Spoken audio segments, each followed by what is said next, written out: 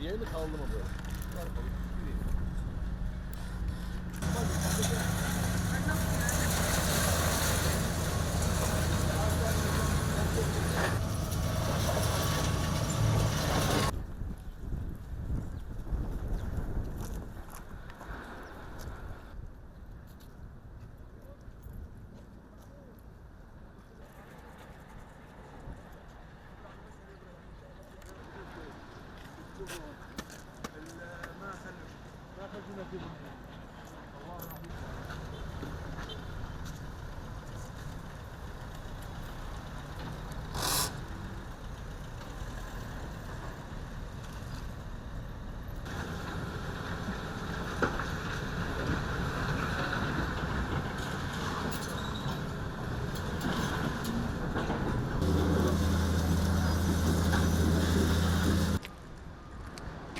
It takes a lot to process the nightmare that I'm witnessing. When you look inside these buildings, memories, these families often were not able to leave their homes, and you see all the rubble. There's bodies buried under these remains from buildings that these people lived in for years.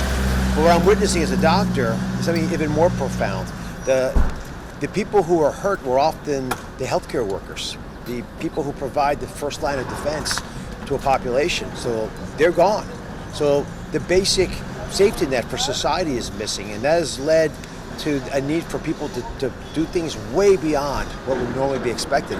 The good news is that the Turkish people are incredibly giving, and they've leaned on each other, and they have created a safety net. Even in this horrible moment, I see hope everywhere I turn.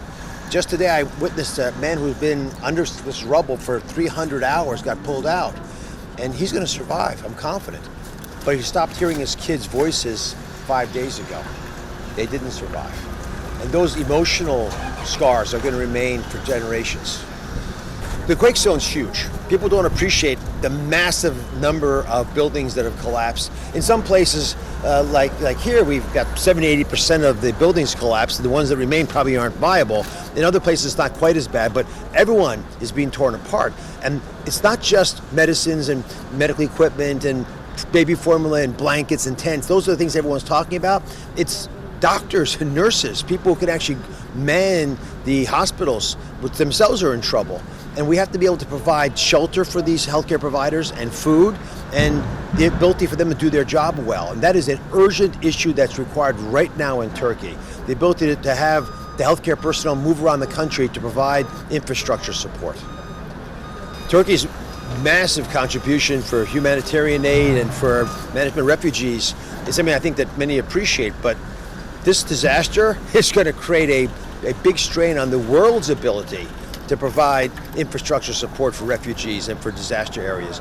We need to mobilize all humanity to be able to deal with already close to 50,000 deaths, and I'm sure to be a lot more by the time we're done excavating this rubble and pulling out the 100,000 people who are missing, because some of them are under that rubble. America's a generous people, and they've been donating. I've been pushing on my social channels for that to happen, and it's happening. That stated, what we have to do in Turkey is not just deal with the acute humanitarian crisis, which everyone's focused on now, but to recognize that we have 3 to 4 years of a lot of work to rebuild this part of the planet. We got to get the ruins behind me off the streets, put in place the ability to put solid buildings on a base that's reliable and safe, not unstable like this proved to be. And by doing that, we can rebuild this part of the world. Otherwise, we're going to end up with a area that's destroyed and remains a scar on the planet for a generation. We can do better than that, and I'm confident we will. So I'm intent on visiting much of the region that's been hurt by the earthquake. A lot of the work can be done remotely, but you have to actually go see it yourself, because I couldn't imagine what I'm witnessing here, the massive impact of this earthquake. And once you are here and you see it firsthand, you'll never forget it. It makes you a much better spokesperson to try to raise support, money, resources, people to come into this part of Turkey and help. But I also think it's worth just to give people pep talks, just to go into the hospitals, speak to the first responders who are trying to excavate these ruins, looking for people who have survived.